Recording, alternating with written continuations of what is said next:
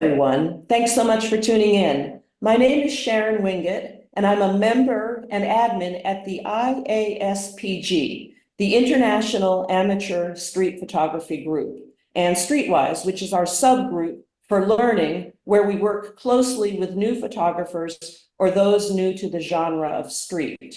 By way of background, IASPG is the only street photography group for amateurs on Facebook.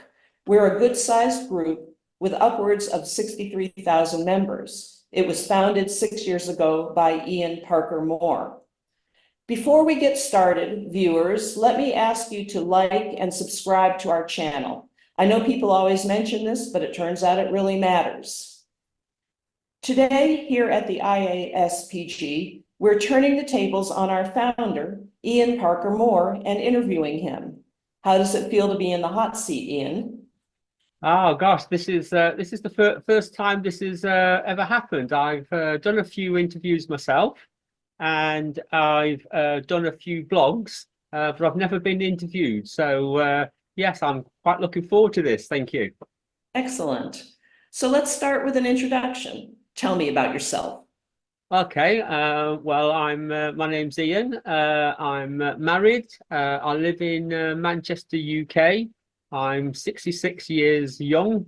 I have two children, and my second wife has two children as well. So yes, I'm 66 young. Very nice. Are you a professional photographer? And do you or did you have another profession? No, I'm not. I'm certainly not professional. No, I like to call myself an enthusiast rather than anything else. My profession was I was a mental health nurse for 38 years, so a long time.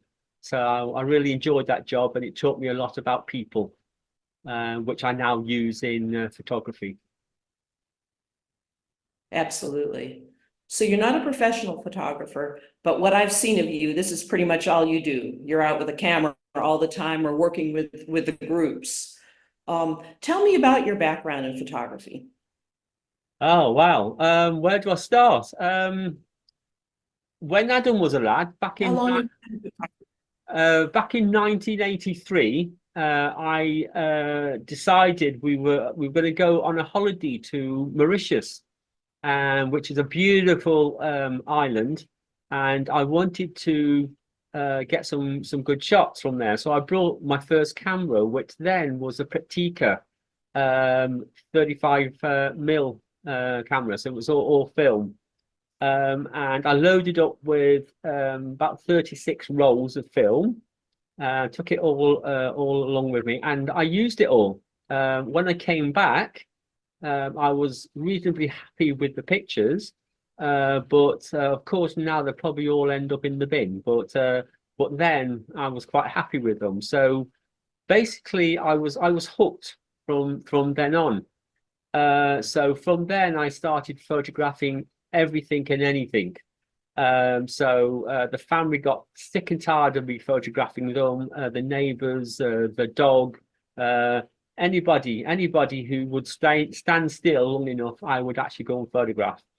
I got interested in flowers and fauna and gardens fairly early on, and I went around quite a lot to the national parks, etc. And then from there, I remember going to a photographic show in Aintree, which is in Liverpool, UK. And I was like a boy in a candy shop. I wanted everything. I was interested in everything. I tried everything while I was there. I spent all day there. But while I was there, they had this catwalk, and they had models walking up and down it. And I thought, oh, that sounds interesting. That looks interesting. So when I got back, I actually put an advert in the newspaper for models wanted. And to my surprise, I got 3 or 4 people interested. I've never done fashion or anything before, and I learned sort of on the job, if you like. Um, and before long, I was taking these models to like the beaches and to waterfalls, etc. And I actually was showing them how to pose, which was quite interesting. But then another photographer contacted me and said, I'd love to come along. So I said, yeah, why not? Let's do it. So he came along, and then that actually led to me running a group for about 10 years it was, called the Rainbow Club. And at its height, we had like 42 photographers. So they all paid a subscription. I paid the models. I made a little bit out of it myself, and it sort of kept me going. Then at some time after that, somebody contacted me to take a wedding for them. In my house, I actually put up all my portraits I took. So I had 4 walls of portraits all around in this room, and they came along and they saw the portraits and said, could I do their wedding? So I said, I've never done a wedding before. So I said, go away, come back in 3 weeks. If you can't find anyone, then we'll talk about it. So 4 weeks later, they came back, and I said, oh, right, okay, I'll give it a go. I'll give it a go. They actually loved the pictures. I didn't think they were particularly brilliant, but they liked them. You know what they say, the customer's always right. So that started me off for 10 years doing weddings. And again, I had absolutely no experience in weddings whatsoever before. So that was interesting. I learned a lot. I learned a lot about professionalism. I learned a lot about how to communicate with people. I learned a lot about checking your equipment and making sure all that works, etc. So anyway, so I did that for about 10 years. And then at some point, I met up with somebody who had heard about me, and he wanted me to give him a hand with his photographs, because he was doing wedding photographs, and his pictures were coming like ghosts at night. So the faces were all white and the background was black. And he said, can you help me? So I said, well, come along. So I sat down with him and I said, do you want me to tell you the truth about your pictures? So he said, yeah, okay. So I actually said, these are not very good at all. I did use more colourful language than that, because I thought I was never going to see him again. And he accepted it, and he went away, and he actually did weddings then for about 10, 15 years. And he always mentions me when we meet up with another photographer, and he says, this is the way we met, etc. So he's always remembered that. And I think that's a lot of where my interest in teaching came from, teaching photographers. So that worked very well, and we've actually been friends ever since, actually. So he's now moved down to Leicester, so I don't see him so often.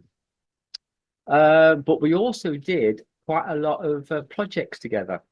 So I was, being a mental health nurse, I was actually working in nursing homes at the time. And I came up with this idea to actually photograph food. So one weekend, we actually got some beans on toast, and we got a lobster, and we got some other sort of food and sweets and things, and photographed them. And we ended up selling them to the nursing homes. And we made quite a bit of money from that, actually. We did that for about 2 or 3 months. So again, that was something else I'd never done before.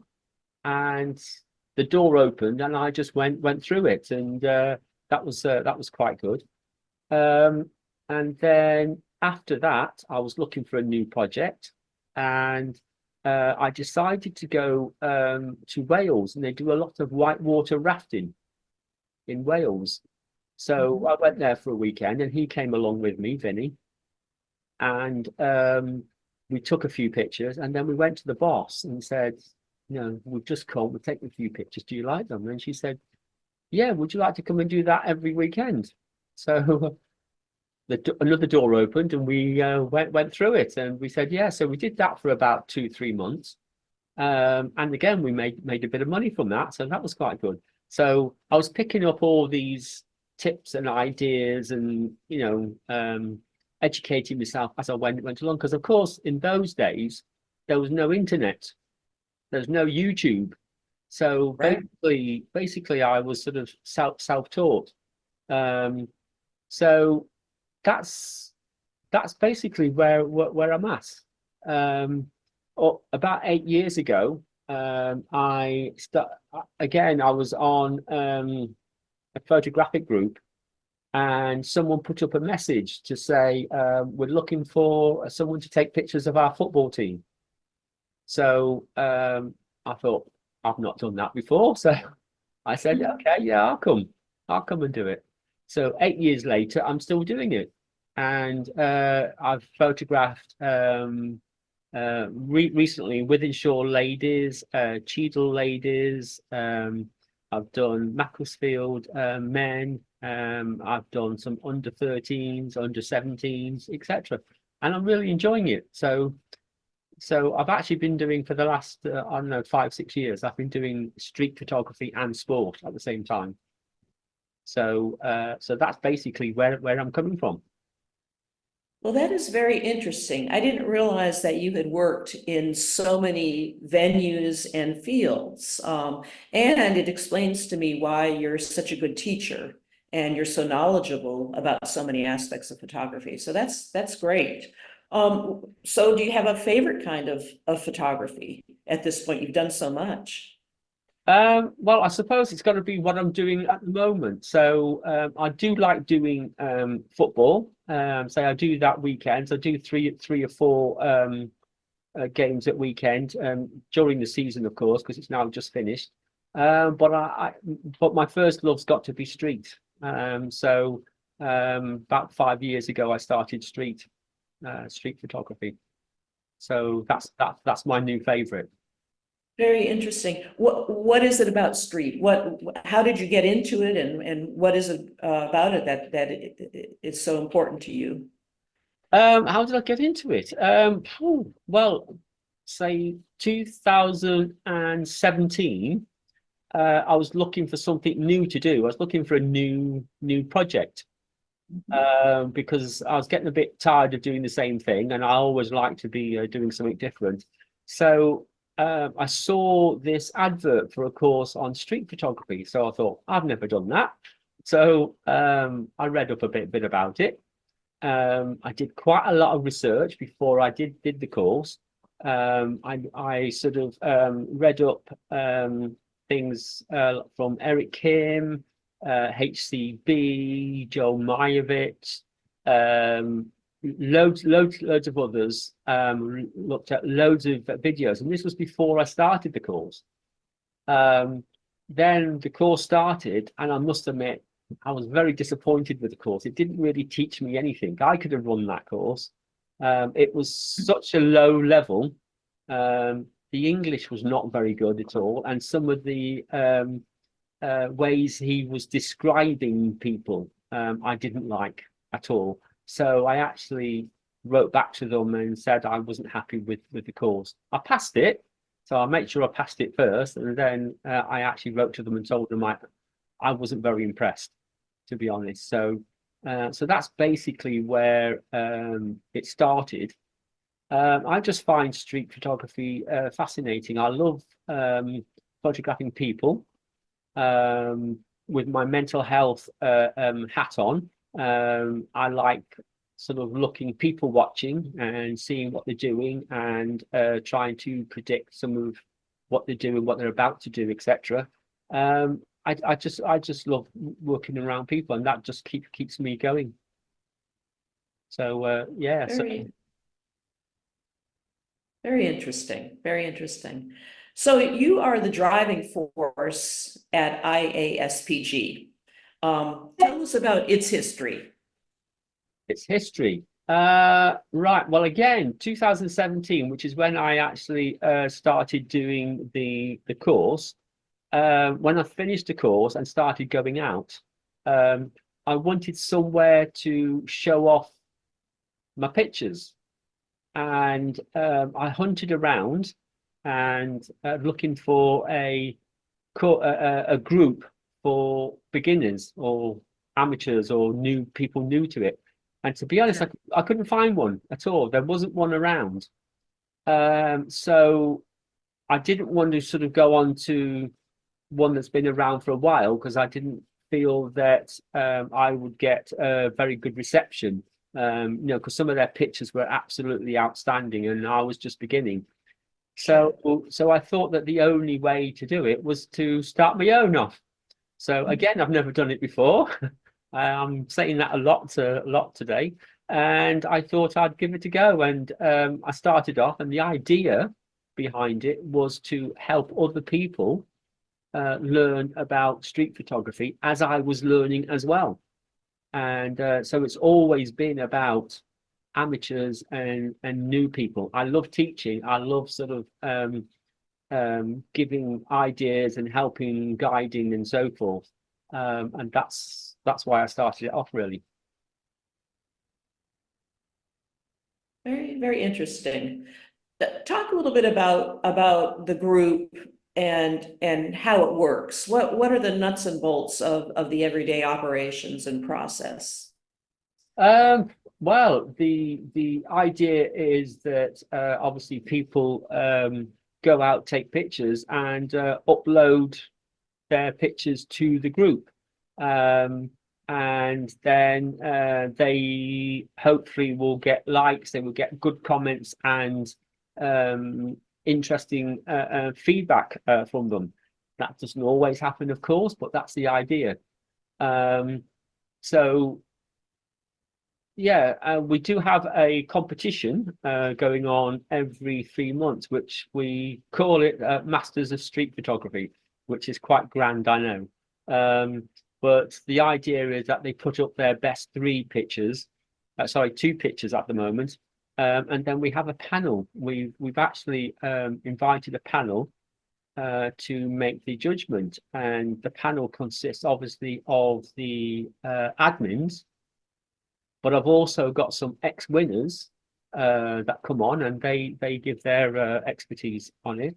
And I've also gone round to some of the other groups that I'm in and asked them whether they would like to participate. So we've actually got a panel of 14, I think, at the moment, people, and they're all going to pick their top 10 favorite pictures, and then we give out points, and then when all the points are added up, we have our winner, and then the winner will be interviewed.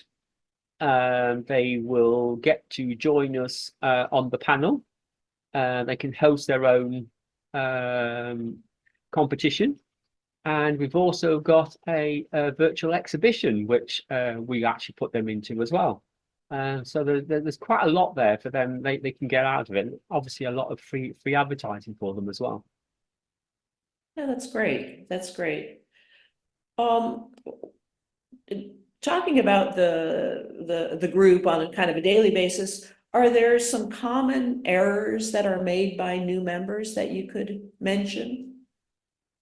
I guess the biggest problem I think we have is that people will go out and take a picture of a street and think that's actually street photography. Which I suppose technically you could say it is, but it's what I call it street, but it's not very good street. So I think that's probably the biggest problem. People don't understand what street photography is, and we constantly get pictures of close-up of flowers or landscapes or seascapes being uploaded, that sort of thing. Dogs and cats and things. And these aren't really streets, so we have to tell them. So yeah, so that's the biggest problem. I think their understanding of what street is. Would you say there's a certain type of camera or lens combination that works best for street? Well, I'm a big believer that the best camera is the one that you've got in your hand, and I think that if you've got a mobile phone, I've seen some fantastic pictures with mobile phones, and they're becoming so advanced these days. It's sometimes difficult to actually tell the difference between a mobile phone picture and DSLR. So for me, whether it's a mobile camera, DSLR, SLR, medium format, or whatever, a bridge camera, it's all fine. You can use that for your street. If you're asking me what the best one is, I suppose you would have to look at what the professionals use. And the professionals are using like something like 25mm to 50mm lenses. And Leica tends to be choice for many professional photographers. But for me, it's the camera you got in your hand is the best. It's more about how you approach things and how you shoot. It's more important than and the results that you get. Yeah, it's the results that count, not the camera that you use. Very good.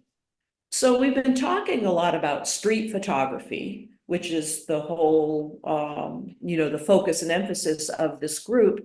Let's delve a little bit more into what it is. How is street photography defined? On our group, street photography is defined as it is an art that consists of unmediated chance encounters in a public place that may or may not include people, but should have some proof of human existence. That is the definition that we use. Okay. Now, not everybody will agree with that definition. I think that you can talk to any member that you like, and they have their own definition of what street is. If you go on to any of the groups, they all have their own definitions. Some people don't like portraits. Some people don't like color. So they've all got their own rules and regulations which they stick to. Sure. But as a group, you've got to have rules, and you've got to have a definition. You've got to have boundaries. If you don't have boundaries, then you might as well just be a general photographic group. Sure. So you wouldn't have street groups, you wouldn't have macro groups, you wouldn't have flower groups. It would just be all the same thing. So you've got to have some boundaries. Sure. Sure.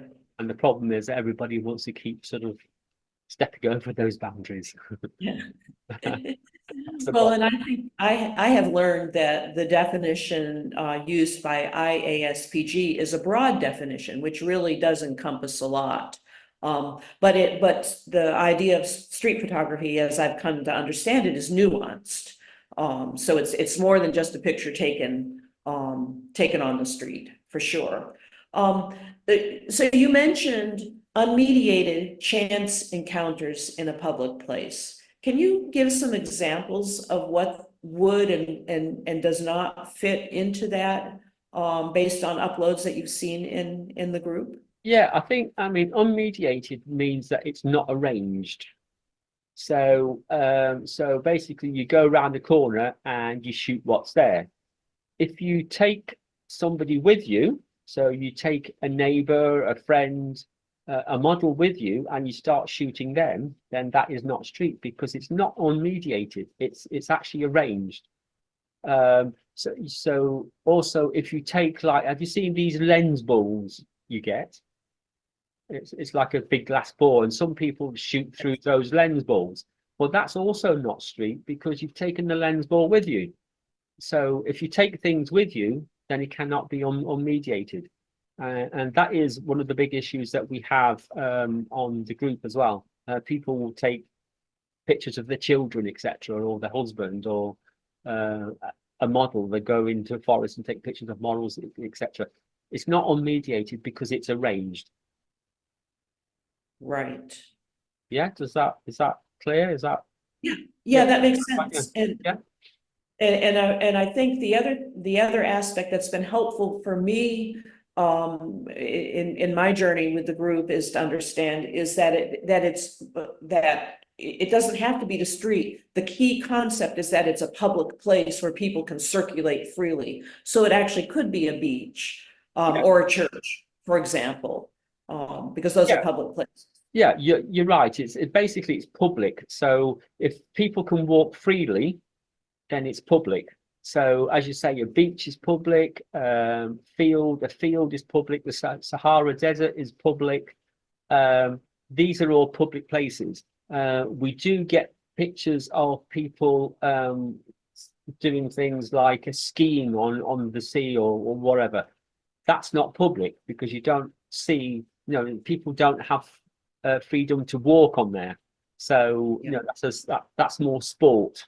So that wouldn't be classed as a public place. So wherever people can walk freely, that's classed as public. Yeah, okay, that's helpful. Let's talk a little bit more about street. Based on your reading and your study and your personal practice, what are some of the elements that go into a good street photograph? Well, I guess that's a $64,000 question, isn't it? What makes a good street photograph? Yeah, I've obviously read a lot and researched a lot, and I think that it comes down to there's got to be a connection, I think, between the your subject and the viewer. If you can make that connection, so things like eye contact would be good, gestures would be good. Then I think you're on to a winner. I think that if you can evoke emotion, that would help to make it a good picture. I think add some mystery to it. So what are they looking at? They're looking through a hole. What are they looking at through the hole? So some sort of mystery would be good. Composition, I think, is also very good. So using what's around you to focus the viewer's eye more onto your subject. So it could be lines, like a road line, having some, catching somebody walking down the road. It could be lines on a bridge or something. Framing, so frame the person within a sculpture or something. That makes it more interesting. So I mean, composition, there's loads of composition techniques that you can use. So sort of doing one of those. Storytelling is important. So, but not one. You're not going to get one picture with all those things in. So that's almost impossible to do. That's something that all photographers strive to do, but it tends to be quite elusive, which what makes street photography so interesting. You're always striving for the best picture. So you're not going to get all those things in one picture, but you try and get as many of those things as you can in one picture. And then you've got a great picture. Sure. Sure, very, very good. That's helpful. Talk about Streetwise and what that group is and how it fits in. Okay, Streetwise is a group that we started off because we realized that a lot of the members in the main group are beginners, and you can tell that by the pictures that they upload. They're sort of quite often out of focus. There's no focus. There's no subject focus. There's no subject focus. There's basically nothing to make it interesting. So those sorts of people, we actually invite them to join Streetwise. So Streetwise is a beginners group, and the idea about Streetwise is that we give them assignments. So recently we've been doing masters. So we've uploaded and we've talked about people like HCB, Vivian Mayer, etc. And we've set them a task to go out and try and take some pictures in their likeness, if you like. So think of pictures of think of some of their pictures and go and take a picture that Vivian Mayer might have taken. And then they come back, and then we all sort of give feedback and hopefully some helpful criticism. The problem with the main group is that when people have given CC, the author's been offended by it. So we don't do it on the main group, but with Streetwise, it's not only expected, we have to do that to actually help them to grow. So that's the big difference with Streetwise. Streetwise is about giving constructive criticism and helping people to grow.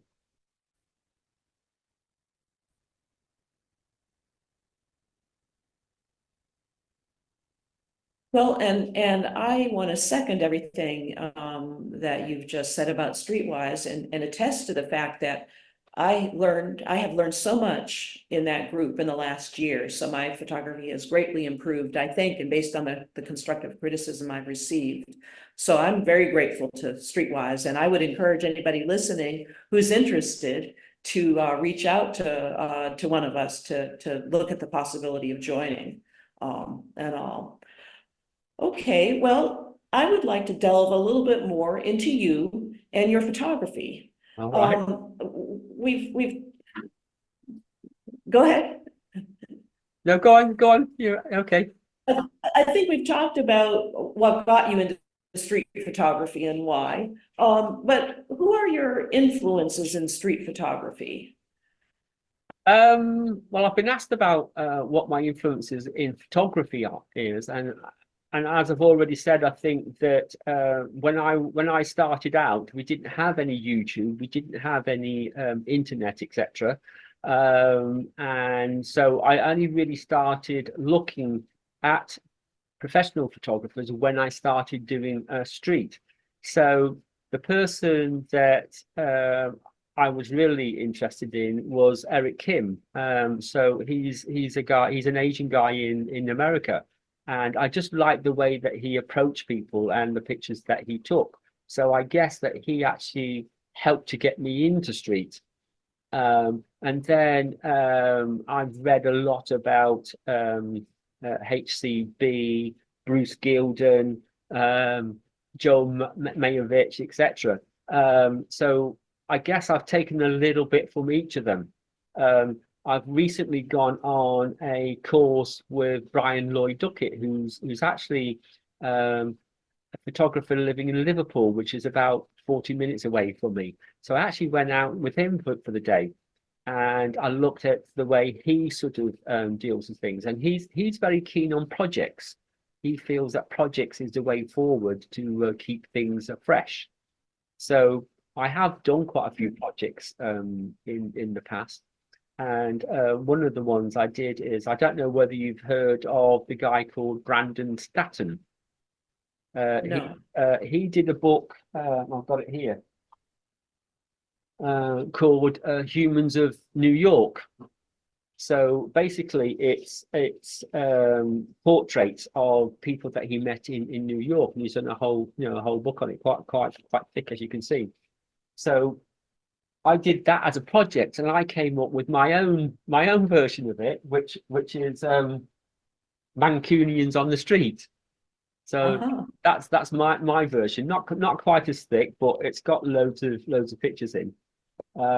So I'm probably going to do another one of those at some stage. But yeah, I think when you read and you look at other people's pictures, then you quite often take something away from it. It may not always be conscious, it may be unconscious. Sure. So I think hopefully I've learned a little bit from everybody that I've looked at. Sure.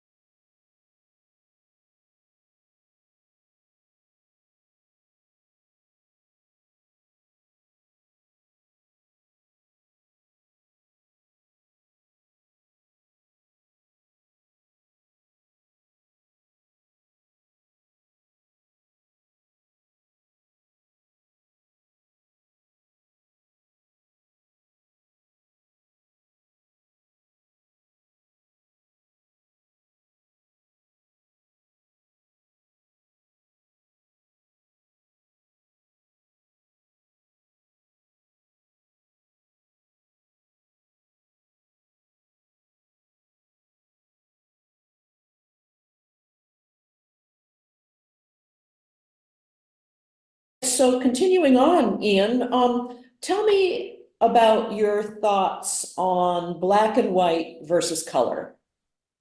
Okay, for me, there's not really a lot of difference. I like to do black and white and color.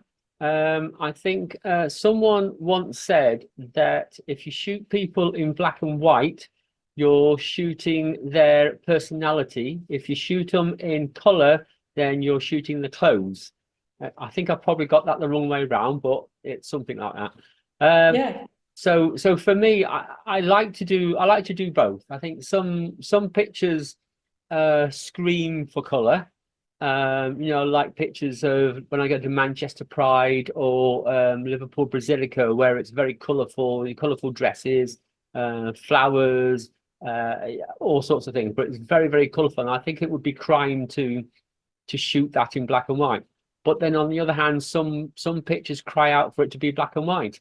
I think the advantage, of course, is that you can do it in color and then change it to black and white if you want to. So yeah, so I do both. I don't just do one or the other.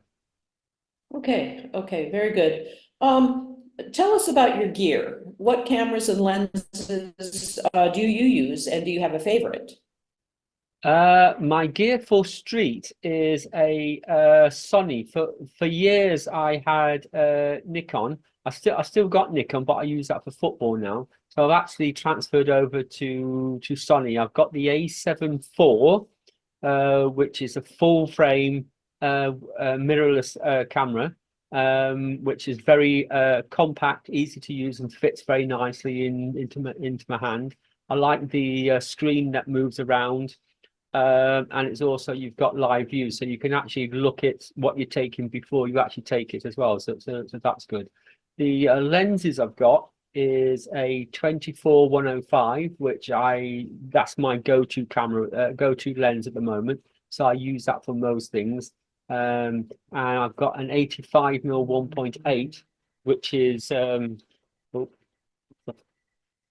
sorry, that's my phone going. 85mm, which is 1.8. That's actually good for getting the bokeh. And I've also got a 100-400, which I mainly brought for sport, but I have used it once or twice, which gives another sort of perspective. So I think the three lenses I've got give different perspectives of the scene. So Ian, I need to interrupt. We need to start over because when you dealt with your phone, you removed yourself from the video. oh, sorry. Yeah, so let's Doing a start can, again. yeah, can we start right here? Yeah, start again. That's fine. Okay, all righty. All right, well, continuing on, Ian, tell me about your thoughts about black and white versus color. Okay, black and white. I tend to do both black and white and color, especially in portraits. I think there was a guy who said that if you shoot in color, you shoot the clothes. If you shoot in black and white, then you tend to shoot the personality of the person. And I think that's actually correct. I think you get more of the character when you shoot in black and white. So for me, I actually shoot both. I think some pictures scream out for color, like the Basilica festival in Liverpool and Manchester Pride. It's a very colourful event, and it would seem a crime to shoot that in black and white. But on the other hand, some scenes look better in black and white. So yeah, I do both. Sure, very good, very good. Tell us about your gear. What cameras and lenses do you use for street, and do you have a favorite?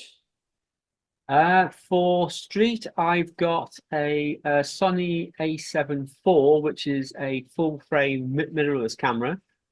It's very light, compact. Got a nice grip on it. You've got a LCD screen which moves around, and you've got live view, so you can actually see the picture before you actually take it on the screen. And then you can make changes. And as you make changes, it sort of shows it on the screen, which is good. I like that. The lenses I use mainly, it's a 24-105. which is a small zoom that covers most things. If I want to be a bit more arty, then I can do the 85mm, which gives a nice bokeh. But I've also just bought a 100 to 400, which I mainly use for sport.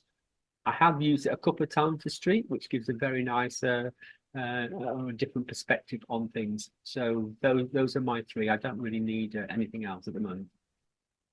Okay, very interesting. What is your process when you go out to shoot? Do you like to shoot on your own or with colleagues? Do you have a plan when you go out? When I go to Manchester for the past about 18 months, 2 years, I've actually been meeting up with a couple of guys. They also into street. They've got different ideas of what street is, of course. And we just go out. I love watching them see what they shoot, and they will watch me to see what I shoot, and we actually learn together and pick up ideas together. Do we have a plan? Not really, no. I think maybe we should have more of a plan. We should have more of a project to do, but at the moment we're not. We tend to just sort of meander around. We follow our noses, just see where it takes us. We go up corners and roads that we don't go up to very often, and just see what's there. I'm looking for interesting people, people with their own sense of style. And I like to get people with their own character. So that's what I'm looking for. I also look for pictures that make me smile, gives me a giggle. So I'm looking for juxtapositions. I look for posters and try and get people in front of them.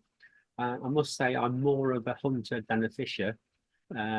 I will hunt around for pictures. I'm not very patient these days, so I don't tend to wait in front of a poster for 2 hours on end. So I don't tend to do that anymore. So yeah, so we don't really have a plan, to be honest. We tend to just go around and see what's there. Interesting. So as an admin, I have seen that there are some subjects in the group that are controversial or that cause controversy sometimes among members. For example, shooting folks who are homeless or children or political demonstrations. What are your thoughts on that? Right. Well, for the homeless, yeah. I mean, I think I've been doing this the group for 6 years, and I think that's the one that comes up all the time. Shooting the homeless. Should we shoot them? Should we not shoot them? Should we leave them alone? Should we shoot people who are vulnerable? For me, the homeless, unfortunately, is a part of life, and street photography, is it not about photographing life and what happens in front of you? And I think people who are homeless deserve to get their picture told as well. I think as long as it's done respectfully, and you're not trying to humiliate them, I think go talk to them, give them a coffee, give them something to eat, that sort of thing.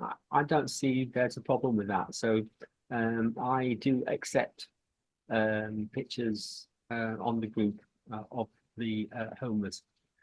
Children, I think that's slightly different. I think if you were to photograph children in England, in the UK, without permission, and the parents saw you, then I think you are quite likely to get a thump around the ear. I think that you should really ask them questions. I think you should sort of go and say, do you mind if I photograph your child? I've done that several times, and I don't think I've ever been refused yet. So it's your approach, I think. The photographer's approach is always the most important. You've got to go there, you've got to be confident, you've got to be able to talk to them, tell them what you want, what you see, that sort of thing. And I don't think most people will mind. So yeah, so the homeless I don't do very often. The children I do now and again. Political demonstrations. Political demonstrations. Yeah, as you know, this has been a topic fairly recently, where people will upload political demonstrations and things. For me, it's the same as the homeless. It's a part of life. There's always demonstrations, right? There's always people who aren't happy with things. And as I say, street photographers are there to photograph and record them. And I don't have a problem with it. I think on the group, the issue is not so much the picture, but the text that goes with the picture. And that tends to stir up toxic atmosphere. So then we have to step in and stop that as soon as we can. But certainly the picture itself isn't a problem. Okay, what are your thoughts on, it's not new, but it is still new, AI, artificial intelligence, and its role in photography? For me, I mean, I think cameras and things are actually getting AI aspects in it, and I think that we're not going to be able to change that. We're going to have to get used to that. The part of AI that I don't like, and we are against definitely on the group, and certainly personally, is that when you use these apps where you talk into the app, and the app produces a photograph. I think that is wrong. That shouldn't be allowed. And if we see that, we tend to get rid of that and the person straight away. So that is something that is definitely frowned upon in the group. But regarding sort of AI sort of bits in the camera, I don't think we can change that. That's the way forward, unfortunately. But yeah, so yeah, the sort of making up of the picture, I don't agree with, and we've banned all that sort of stuff. Okay. What tips do you have for photographers new to street? Ways to approach subjects, certain things you look for? I think tips for newbies. I think certainly don't listen to people who tell you you've got to have a certain camera. You've got to have the most expensive camera, or or otherwise you're not a photographer. I think, as I've probably said before, is that whatever camera you have in your hand is the best camera. So if you've only got an iPhone or an Android phone, then certainly go out and use that. You can always start with that. I've seen some brilliant pictures and taken on phones and things, and I think that I'm all for it. Definitely, yeah, go for it. I think that don't listen to people who say that if you don't use manual, you're not a proper photographer. For me, it is about the picture. If you're messing about with manual to keep changing the settings and things, you're going to miss the picture. The important thing is getting the picture. And the other thing to think about, who's going to know that if you didn't shoot it in manual, unless you actually tell them. So basically, don't tell them. Just if you're happy shooting in automatic, then shoot in automatic. That's fine. That's not a problem. I think one camera, one lens, I think is also very good. I think that don't go out with a bag full of cameras. Don't go out with a bag full of lenses, because you're going to miss the scene. You're going to miss the picture because you're messing about too much with the cameras and lenses. So yeah, just one camera, one lens. Get used to that equipment. Know where all the buttons are. Know how you're going to change it. I'm still getting used to the Sony, so I've still got to, become a bit more of an expert on that. I think that if you like shooting people, it's your attitude, I think, that is the most important. You've got to go and speak to them when you're confident. So look into their eyes, smile at them, say that, do you mind if I take your picture? I am a street photographer. I'm looking for interesting people. So I think flattery, gets you everywhere. And also offer to send them copies of pictures, give them a business card. I think this is important. If you do that, be prepared. Get your answers ready, I think. You know, quite a few are going to ask you why you want their picture. Be prepared with your answer. I think that's a good tip. I think that if you're not confident in going out taking pictures, go with somebody. I think something I'm really enjoying is going out with other photographers. I think it's safety in numbers. I think you've got someone to back you up if anything happens, which that doesn't happen very often. I think you can learn from other photographers. You can learn their style. You can see what they see, and you can discuss issues. I think that's a good tip. I think you know, go out with somebody. I think read up on other photographers. There's loads of books out there. Look at styles, look at pictures, look at how they did it, look at the composition. I think someone said it would be better for you to spend your money on education rather than on new equipment. I think you'll learn more that way. So I think I agree with that. So yeah, so there's quite a few things. As I say, what to do if you're struggling photographing people. I think, as I've said before, pick your subject. Go to where it's busy. Photograph people who want to be photographed, and if you do that, you won't get many refusals. Very good, very useful. I think something that many folks are nervous about, especially starting out, is the possibility of confrontation or upsetting someone. Have you had any dicey interactions, confrontations with people? And how did you handle that, or what are some suggestions on handling that, if it should happen? Right, okay. In the 6 years I've been doing it, I've never actually had a aggressive confrontation. I've had people very occasionally say they don't want their picture taken. So if that's the case, you say, okay, fine, move on, thank you very much. There's always someone else around the corner. I have been with somebody who had a confrontation, which was interesting the way they handled it. It was I went down to Cardiff, and one of the guys I was with photographed this young lady with, I think she had blue hair or something. There was something about her that he quite liked. And she actually went past him, then came back and said, "Did you take my photograph?" And he said, "Yes, I did." So he was quite blunt, forward, whatever. "Yes, I did. Why?" He says, "It's my photograph." She said, "It's my photograph." And the guy replied, "No, it's actually my photograph. I have the copyright." So she said that you cannot take my photograph without my permission. And he said, "No, that's not right. The law states that we can." And he went into this long thing about, you know, that's why we have CCTV cameras, etc. And he actually stood his ground, and he didn't sort of back down or anything. So I was actually quite impressed with him actually.